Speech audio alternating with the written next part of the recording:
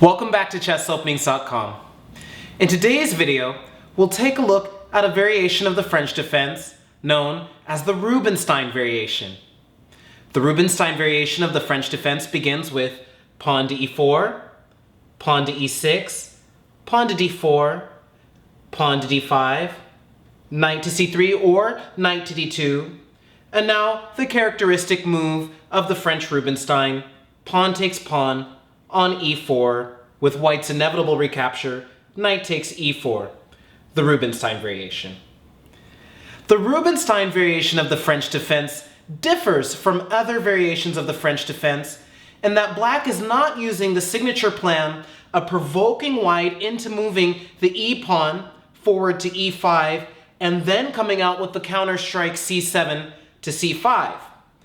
Instead, with the Rubenstein Variation, black simply exchanges off the pawn on the e4 square right away, and yet he will still eventually go for this very important break, pawn c7 to c5. Additionally, in the Rubenstein Variation, black often hopes to bring his light-squared bishop to the long diagonal. However, in the Rubenstein Variation, white does have a small but meaningful structural advantage in the center. White's advanced pawn on d4 helps to limit some of black's activity on the e5 and c5 squares, and at the same time may provide an attractive outpost for white's minor pieces on the e5 square. Additionally, even after black achieves the important break pawn c7 to c5 and the d-pawn, white's d-pawn, is traded for black's c-pawn, even after this exchange is achieved, white often finds that his queenside majority is still worth more than black's kingside majority. We'll get a chance to see all of this and more today in this video. Let's take a look.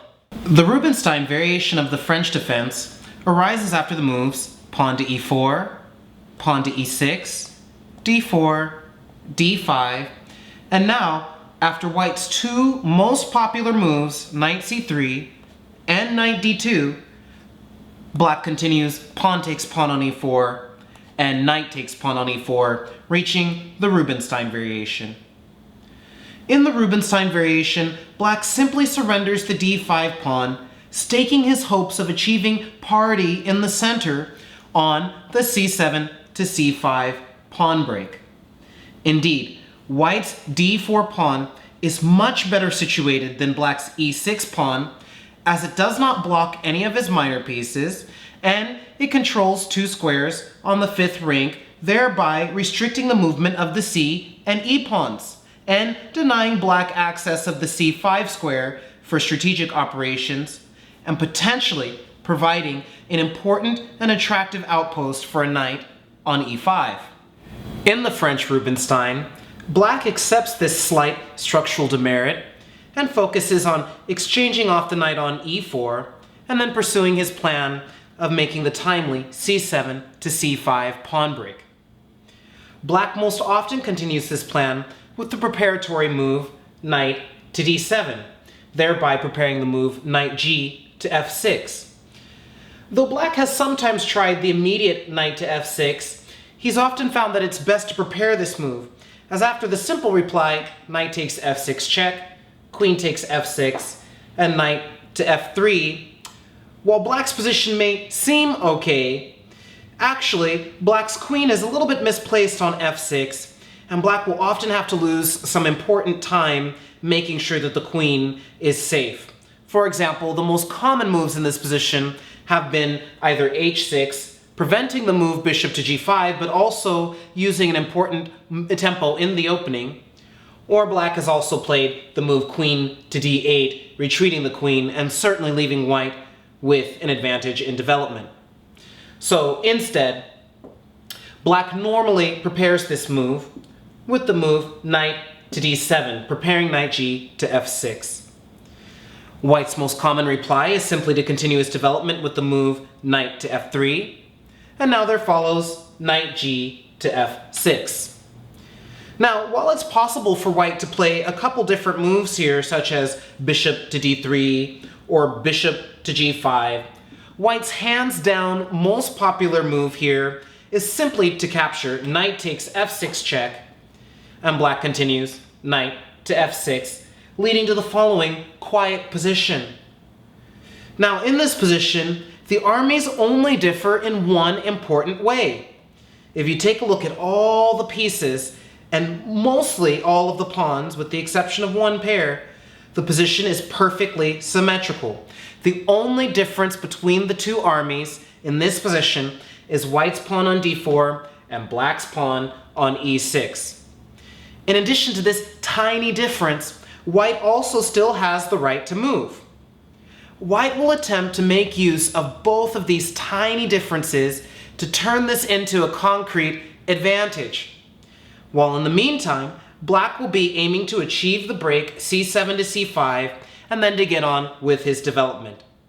Indeed, after white's traditionally most popular move, bishop to d3, black continues with c7 to c5 as planned.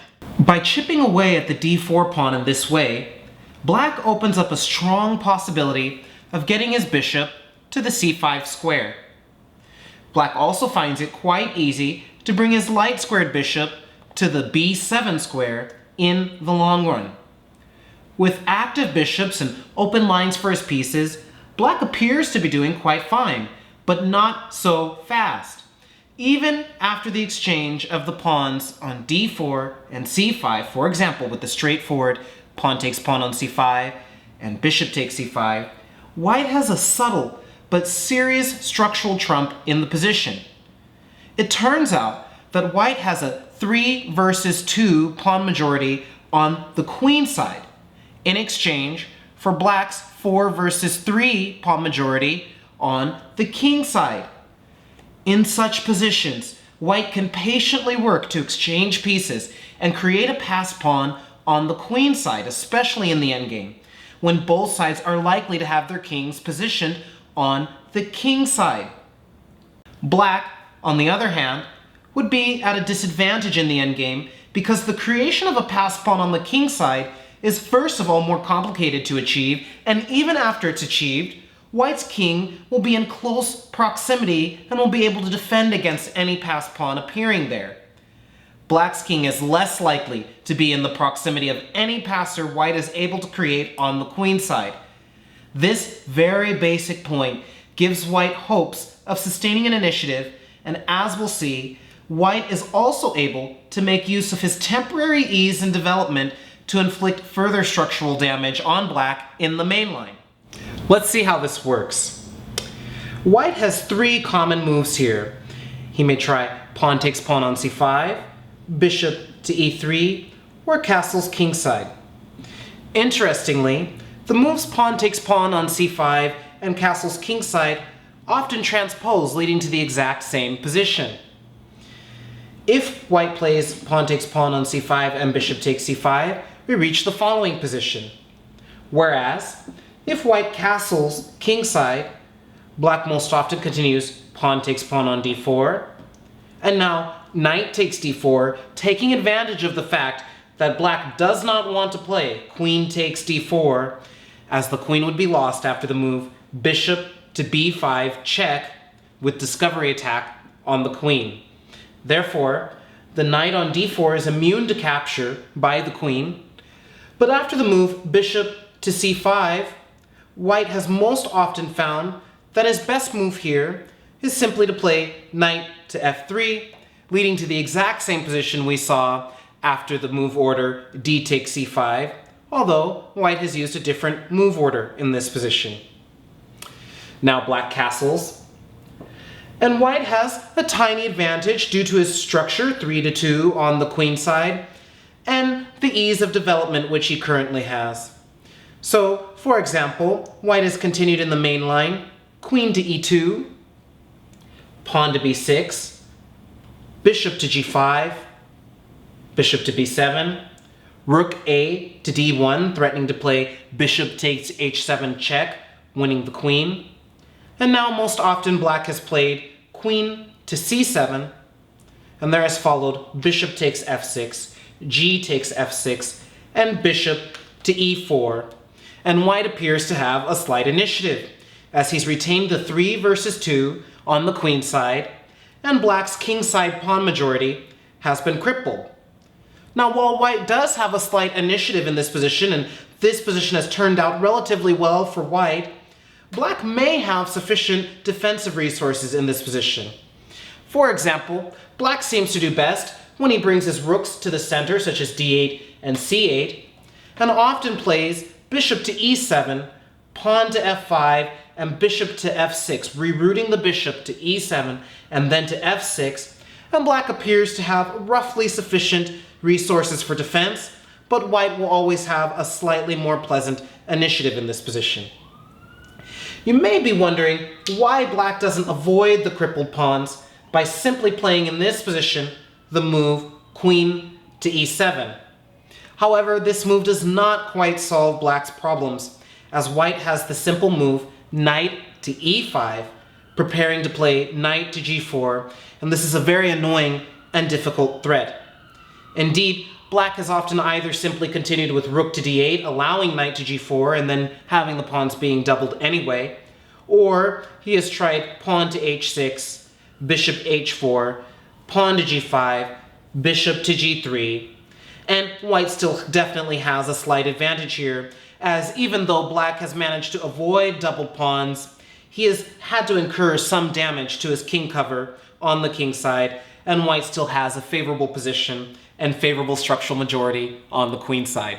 Another way white may continue in this position is with the move bishop to e3, preparing to recapture on d4 with the bishop, and also clearing the way for queenside castling, which white goes for via queen to e2 and castles queenside. With the king on the queen side, white will be in excellent position for any endgames that might arise, and white may also consider a direct kingside attack if the kings end up castling on opposite sides. However, this line does not seem very advisable thanks to some successful counters which are available for black.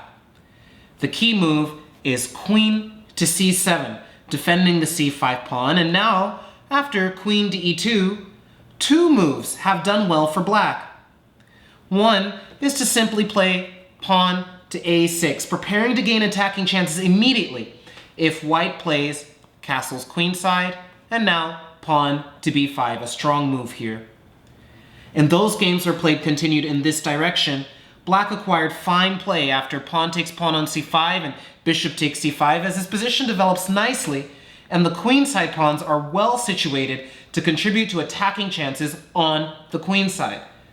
In fact, players handling the white pieces have found this particular situation so distasteful that in those cases where pawn to a6 was played, white most often chose instead to castle kingside, with castling kingside in the majority of cases.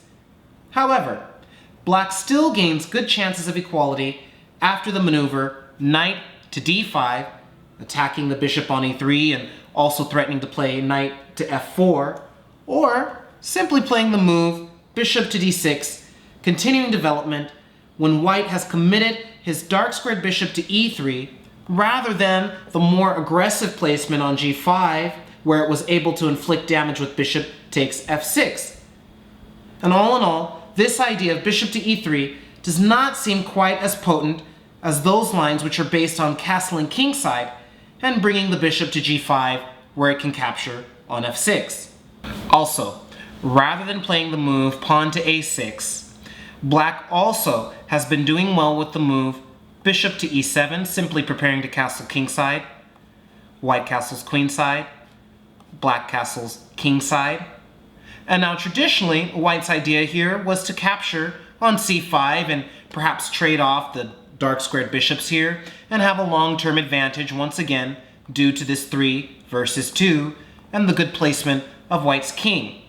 However, a nice little move for black here that was discovered and which has also proven to be a problem for this bishop e3 concept is simply for black to play the move pawn to b6, treating this like a pawn sacrifice in order to open lines towards the king, and this move has done so well that I believe this too serves as a downside to the bishop e3 and castling queenside concept for white. Let's return to our key position just after white exchanged knights on the f6 square. We've just learned that if white continues with the traditional move bishop to d3 and there follows pawn to c5, white can still look forward to a slight initiative as a result of the pawns 3 versus 2 on the queen side. And this is a fairly acceptable outcome for white. However, over the last 10 years, white has developed an entirely different approach to this position, and we're going to take a look at that right now. What white has been doing is he's been playing the move pawn to c3. Now, what does this little move do? With the move pawn to c3, white accomplishes two things in this position. In the first place, he solidifies the pawn on d4, and this will be important in just a moment. But also, sneakily, white is also opening up the d1 to a4 diagonal, where he often gives an annoying check on a4, as we'll see in just a little bit. So black now continues with his standard reply, pawn to c5, and now white plays knight to e5, preparing to give an important check, bishop to b5 check. Now in this position, if black plays the move pawn takes pawn on d4, white immediately gets an upper hand by giving the check bishop to b5 check. Now, if black continues with the move bishop to d7, white can continue knight takes d7, knight takes d7, and now queen takes d4 with a definite upper hand for white due to the centralized queen position, the advantage in development, the bishop pair, and once again the 3 versus 2 on the queen side. But things are actually quite a bit worse if black attempts to play the move knight to d7, as the move queen to f3 is extremely powerful and actually decisive in this position. If black tries to protect against the threat of checkmate with pawn to f6, white can continue queen to h5 check. Now g6 could be handled with knight takes g6, immediately winning material. And the move king to e7 is simply not going to work, as the king is exposed after queen to f7 check, king to d6, knight to c4 check, king to c7, bishop to f4 check, pawn to e5, and now the crushing move, knight takes e5. White has a winning attack in this position, as black's king is just too vulnerable. However, other defenses are also not going to work for black in this position. For example, if black continues with the seemingly okay move queen to f6, white simply continues bishop to f4, refusing a queen trade and solidifying the position of the knight on e5. And pretty quick here, white is going to be delivering a decisive attack on the d7 square simply by including the rook to d1, and then either taking on d4 or whatever happens down the d line. And also the queen is targeting the b7 pawn, which could come into handy after, let's say, knight takes d7 and queen takes b7. And with all of these different threats and black's king stuck in the center here, white has a decisive attack. Finally, the seemingly most simple move here, queen to e7, also fails after white plays the attractive move bishop to g5, attacking the queen. Queen takes g5 could now be met with bishop takes d7 check, followed by queen takes f7. And so black is obliged to play the move pawn to f6, but now white has a crushing idea here, simply to play rook to d1, f takes g5, and rook takes d4, once again with a decisive and winning attack, as white is going to regain his material on d7, break through to the king, and the b7 pawn is also quite vulnerable in this position. This is the tactical justification for the move knight to e5, as pawn takes pawn on d4, bishop to b5 check offers white an advantage. Instead, black has almost universally played the move pawn to a6 in this position, preventing the move bishop to b5 check. And now one move which offers some initiative is the immediate queen to a4 check, forcing black to either lose the bishop pair after bishop to d7, or disrupt his development slightly with the move knight to d7. But more often, white secures a pleasant advantage by first inserting the move bishop to e3, attacking the pawn on c5, queen to c7 is played, and now playing the move queen to a4 check when all variations lead to a slight advantage for white. The main line continues, knight to d7, bishop to b5, taking advantage of a pin here, pawn takes pawn on d4, bishop takes d7, bishop takes d7, and now queen takes d4, yielding white a slight advantage. And the move bishop to d7 in reply to queen a4 check also gives white a pleasant advantage after knight takes d7, knight takes d7, and pawn to g3. This method of play for white, c3, followed by knight to e5, and delivering a check along the a4 to e8 diagonal, has become a favorite amongst top players over the last 10 years and seems to offer white an even more appreciable advantage than the straightforward but still somewhat potent line bishop to d3 rather than c3. Finally, I want to discuss that if black does not play the standard move c7 to c5 but instead simply continues development with bishop to e7, white can now argue that black has wasted a crucial tempo with the move bishop to e7, as after he plays c5 and the move d takes c5 is played, black will have to move the bishop again. So there have been games which have continued bishop to d3, castles kingside, and now after c5, white has a couple different options here which have scored quite well.